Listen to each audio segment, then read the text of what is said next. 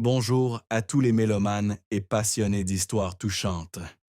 Aujourd'hui, nous vous emmenons à la découverte de Jennifer, une icône de la musique française qui a conquis le cœur de millions de personnes grâce à sa voix douce et à sa résilience admirable. De ses jours difficiles à Nice à la gloire de la Star Academy, Jennifer n'était pas seulement une chanteuse, mais aussi une incarnation de la force, de la passion et de la gentillesse. Pour découvrir d'autres histoires inspirantes comme celle-ci, cliquez sur le bouton d'abonnement et la cloche de notification de notre chaîne. Partons à la découverte de la vie de Jennifer, une femme qui a vécu, aimé et lutté avec émotion contre son destin. Jennifer Yael Dadouche Bartoli est née le 15 novembre 1982 à Nice, une ville côtière dynamique du sud de la France. Fille de Michel Dadouche, un juif algérien travaillant dans l'immobilier, et de Christine Bartoli, chanteuse semi-professionnelle d'origine corse, Jennifer a grandi dans une famille inspirée par la musique, mais pas toujours à l'aise financièrement. C'est dans leur petite maison de Saint-Roch, un quartier populaire de Nice, que Jennifer a vécu les moments difficiles de ses parents, qui peinaient à joindre les deux bouts. Pourtant, la musique a toujours fait partie intégrante de la famille. Sa mère, Christine, chantait des chansons folkloriques corses, tandis que son père, passionné de Jacques Brel et de Charles Aznavour, a nourri l'amour de Jennifer pour la musique dès son plus jeune âge. L'un des plus grands chagrins de la vie de Jennifer est survenu en 1993, alors qu'elle n'avait que 11 ans. Ses parents ont divorcé. Cette rupture a non seulement ébranlé son sentiment de sécurité, mais l'a aussi laissé coincé entre deux mondes, l'amour de sa mère et la distance de son père. Jennifer a un jour confié avoir eu l'impression d'avoir perdu une partie de son enfance, ayant dû apprendre très tôt à gérer des émotions complexes. Je restais assise seule dans ma chambre, à écouter ma mère chanter et à me demander pourquoi les choses ne pouvaient plus être comme avant, a-t-elle confié lors d'une interview. Sa mère, Christine, subvenait aux besoins de la famille, travaillant comme réceptionniste pour subvenir aux besoins de Jennifer et de son jeune frère, Jonathan. À cette époque, Jennifer était souvent témoin de l'épuisement de sa mère, ce qui la rendait impuissante et déterminée à changer le destin de sa famille. À 16 ans, Jennifer a dû faire face à une autre épreuve, le rejet brutal de l'industrie musicale. Déterminée à poursuivre son rêve de chanteuse, elle a quitté Nice pour Paris, porteuse de l'espoir d'être découverte. Cependant, elle a essuyé des refus répétés de la part des producteurs qui lui ont reproché sa voix trop rauque ou pas assez commerciale. Ces refus ont été comme des coups de couteau dans son cœur, la faisant pleurer à plusieurs reprises dans le train de nuit qui la ramenait des auditions. Il y a eu des nuits où je pensais ne jamais y arriver, a-t-elle confié un jour. Mais je ne pouvais pas abandonner, car la musique était tout ce que j'avais.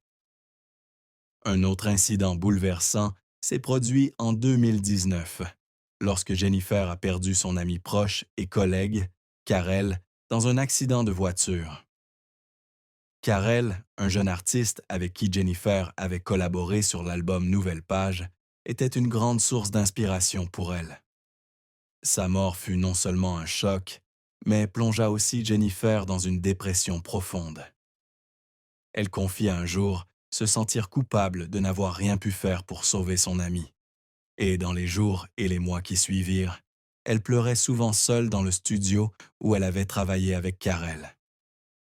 Ses souffrances, rupture familiale, rejet de l'industrie et perte d'un ami proche ont fait de Jennifer une femme forte et vulnérable qui cherche à transformer sa douleur en art.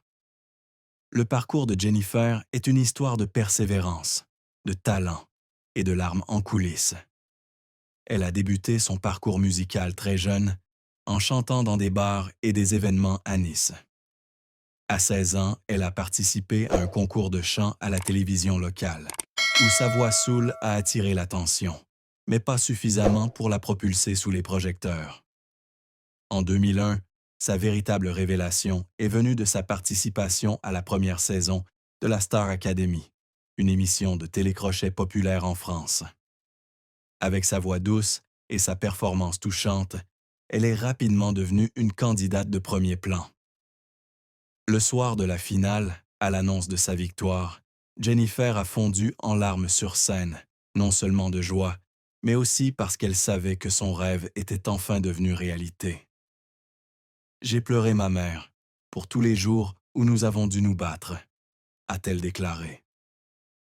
En 2002, Jennifer a sorti son premier album éponyme, Jennifer, qui comprenait des chansons comme J'attends l'amour et Au soleil. L'album a connu un succès immédiat, se vendant à plus d'1 million d'exemplaires et lui valant le Energy Music Award de la révélation artiste. Ce succès a non seulement propulsé Jennifer sur la scène musicale française, mais l'a également imposée comme un symbole de la jeune génération, grâce à son style à la fois accessible et séduisant. Elle a continué à connaître le succès avec des albums comme Le Passage 2004, qui comprenait le tube Ma Révolution, et Lunatique 2007, où elle a démontré sa maturité musicale avec des chansons plus profondes. Ses concerts à l'Olympia et au Zénith de Paris affichaient toujours complet, et elle était saluée pour sa capacité à créer un lien avec le public grâce à ses performances pleines d'émotion. Cependant, la carrière de Jennifer n'a pas toujours été un long fleuve tranquille. Son album Appelle-moi, Jen, sorti en 2010, a reçu des critiques mitigées, certains estimant qu'elle essayait de suivre les tendances pop modernes au détriment de sa propre identité. L'album, malgré un certain succès commercial, n'a pas réussi à égaler ses précédents albums, laissant Jennifer dans un état de doute. J'ai beaucoup pleuré en lisant les critiques, a-t-elle confié. Je me demandais si je n'allais pas dans la mauvaise direction. Elle a passé des mois à travailler en studio, à essayer de trouver sa voix et son style. Un processus stressant qui l'a laissée seule en larmes à plusieurs reprises. Un autre revers est survenu en 2013, lorsque Jennifer a décidé de tenter sa chance au cinéma dans le film Les Francis. Malgré son dévouement, le film a été critiqué pour son scénario faible et son jeu d'acteur peu naturel. Jennifer avoue avoir pleuré en lisant des critiques négatives, ayant le sentiment de ne pas avoir réussi à faire ses preuves dans un nouveau domaine. Je voulais juste essayer quelque chose de nouveau, mais je ne m'attendais pas à ce que ce soit si difficile, dit-elle. Pourtant, elle n'a pas abandonné. Son album Nouvelle Page, sorti en 2018, a marqué son retour en force, avec la chanson Notre idylle, qui a reçu un accueil enthousiaste du public. Cet album, écrit alors qu'elle faisait face à la mort de Karel, lui a permis de guérir et de prouver qu'elle pouvait encore briller. Jennifer est également célèbre pour son rôle de coach sur The Voice France depuis 2012. Sa sincérité et sa capacité à guider les autres ont fait d'elle l'une des coachs les plus recherchées, mais elle admet que ce métier est très émotionnel. Il y a des moments où je pleure avec les candidats, car je me reconnais en eux, confie-t-elle. La carrière de Jennifer, avec ses hauts et ses bas, témoigne de sa persévérance et de son amour pour son métier, même au prix de larmes. Jennifer a connu plusieurs relations, mais son mariage avec Ambroise Fieschi, un homme d'affaires corse, a marqué une étape décisive de sa vie. Ils se sont rencontrés en 2016 lors d'un événement à Ajaccio et Jennifer a été immédiatement séduite par le calme et l'intelligence d'Ambroise.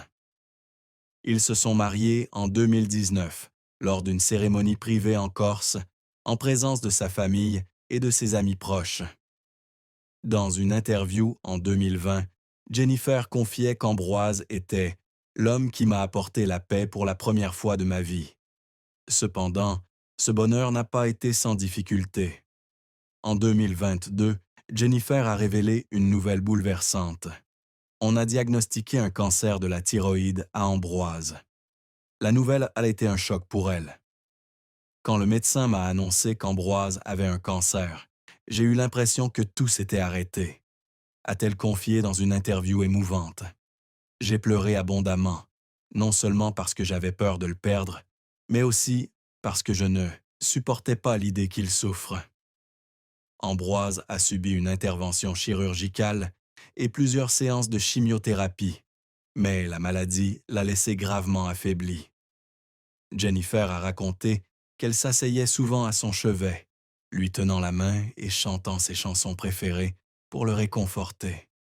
« Je n'aurais jamais pensé devoir affronter ça », a-t-elle confié, les larmes aux yeux. « Mais je ferai tout pour être là pour lui. » La maladie d'Ambroise n'était pas seulement un défi physique, mais aussi une épreuve pour l'âme de Jennifer. Elle a admis qu'il y avait des jours où elle se sentait impuissante, en regardant son proche lutter contre la maladie. « Je pleurais tous les soirs, mais je ne voulais pas qu'il le voie, » a-t-elle dit. « Je veux qu'il sache que je suis forte pour lui. » Bien que l'état d'Ambroise ait montré des signes d'amélioration en 2024, Jennifer vit toujours avec la peur que la maladie puisse revenir à tout moment. « Chaque jour avec lui est un cadeau », a-t-elle confié, la voix pleine d'émotion.